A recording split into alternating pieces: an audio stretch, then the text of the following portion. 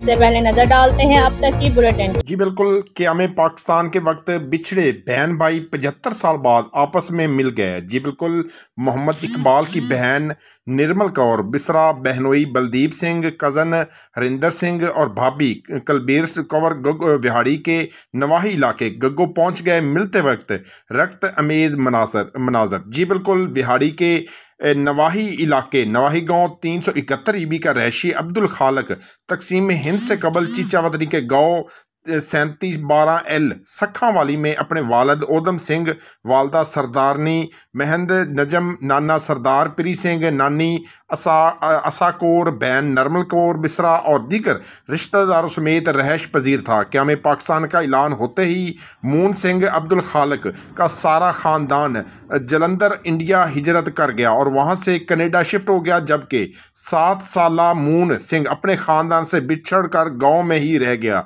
जिसको गांव के नंबरदार मोहम्मद दीन राजपूत ने इंसानियत की मिसाल कायम करते हुए उसे गोद लेकर अपना बेटा बना लिया और आधा मुरब्बा रकबा भी उसके नाम कर दिया। गुज़िश्ता दिनों अब्दुल खालक मून सिंह की सोशल मीडिया पर वीडियो वायरल हुई तो कनेडा में मुकीम उसकी बहन निर्मल कौर बिसरा ने एक हाथ के 3 अंगूठे के निशानी से अपने भाई मून सिंह अब्दुल खालक को पहचान लिया और अपने खामद बलदीप सिंह बसरा, कज़न हरिंदर सिंह और उसके बीवी कलबीर कुरंजर समेत 75 साल से अपने बिछड़े भाई मून सिंह, जो अब अब्दुल खालक है, को मिलने विहाड़ी के नवाही इलाके गग्गो मंडी 371 ईबी आई।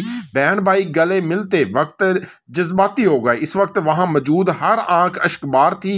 इस मौके पर गुफ्तगू करते हुए निर्मल कौर बिसरा ने कहा कि पाकिस्तानी कौम की शुक्रगुजार हूँ जिन्होंने मेरे भाई की हिफाजत की और आज मैं उससे मिल रही हूँ। अब्दुल खालक मून सिंह इस वक्त 82 साल के हैं, जो बहन से और दीगर रिश्तेदारों से मिलकर बहुत खुश था।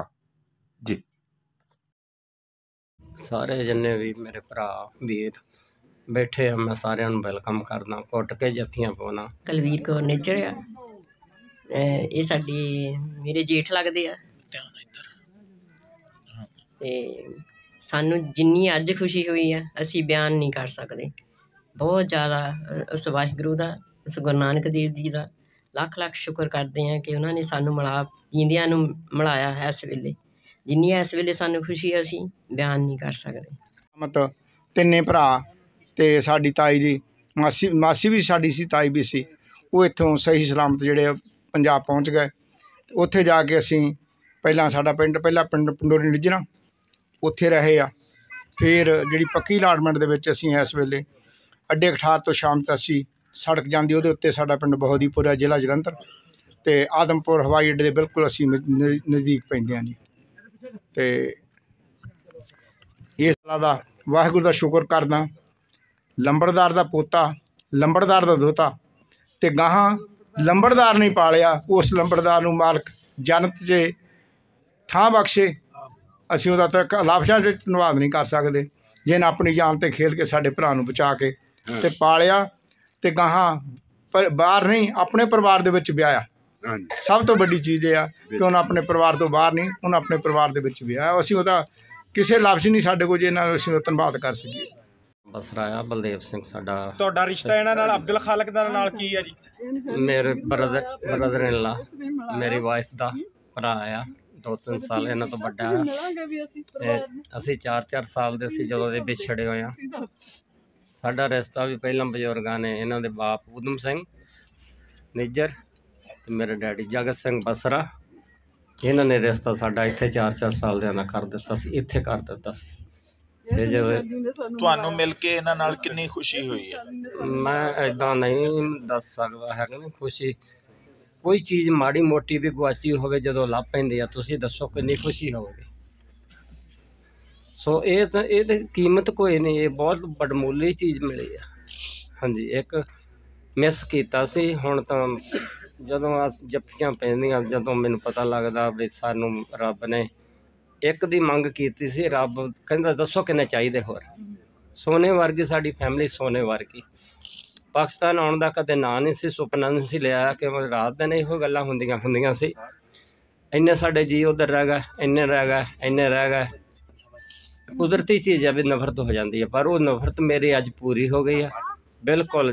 ਜਿੱਥੇ ਵੀ ਅਸੀਂ ਖੜੇ ਹੁੰਦੇ ਰਹੇ ਹਾਂ ਸਾਰਿਆਂ ਨੇ ਘੁੱਟ-ਘੁੱਟ ਜੱਫੀਆਂ ਪਾਈਆਂ।